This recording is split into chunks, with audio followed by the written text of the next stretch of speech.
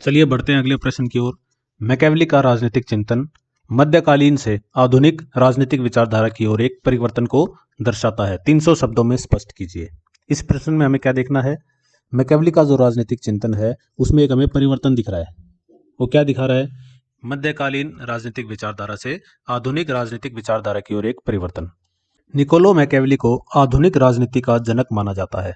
उनकी प्रसिद्ध कृति the Prince में उन्होंने शक्ति, कूटनीति और राज्य संचालन पर व्यवहारिक दृष्टिकोण प्रस्तुत किया।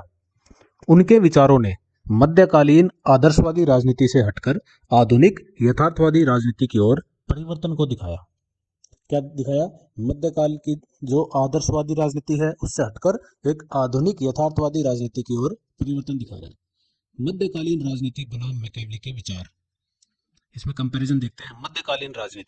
मध्यकालीन राजनीति फोकस करती है नैतिकता और धर्म पर आधारित शासन पर।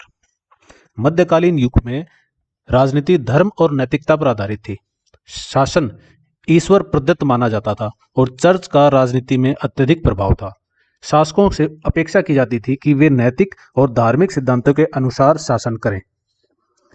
यहाँ पर फिर मैकियावेली की आधुनिक राजनीति देखते हैं। उसमें फोकस किया जाता है शक्ति और व्यवहारिकता पर बल दिया जाता है मैकियावेली के द्वारा। मैकियावेली ने राजनीति को धर्म और नैतिकता से अलग कर सत्ता, बल और कूटनीति पर केंद्रित किया। उन्होंने तर्क दिया कि शासक का प्राथमिक उद्देश्य सत्ता बनाए रखना और राज्य की स्थिरता सुनिश्चित करना होना चाहिए, भले ही इसके लिए नैतिकता का उल्लंघन करना पड़े। उन्होंने कहा कि परिणाम साधनों को उचित ठहराते हैं, एंड्स जस्टिफाई द मीन्स।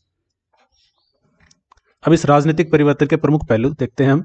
मध्यकालीन राजनीति इस तरफ है मैकियावेली की राजनीति। मध्यकालीन राजनीति में धर्म और नैतिकता पर आधारित है। ये मैकियावेली की राजनीति सत्ता और व्यवहारिकता पर आधारित है।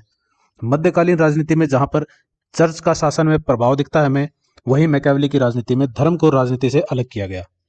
मध्यकालीन राजनीति में आदर्शवादी दृष्टिकोण दिखता है, मैकियावेली की राजनीति में यथार्थवादी दृष्टिकोण दिखता है।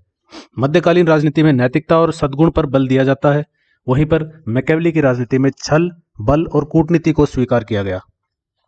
मध्यकालीन राजनीति राजा को ईश्वर की प्रतिनिधि माना जाता है, राजा को ईश्वर का प्रतिनिधि माना जाता था, लेकिन मैकियावेली की राजनीति में राजा को एक कुशल रणनीतिकार होना चाहिए। ये एक कंपैरिजन है, ये एक हमें परिवर्तन दिखाना था जो हमने दिखा दिया। निष्कर्ष में क्या लिखेंगे? निष्कर्ष में लिखेंगे मैकियावेली का राजनीतिक चिंतन मध्यकालीन नैतिक आधारित शासन से हटकर आधुनिक शक्ति आधारित शासन की नींव रखता है।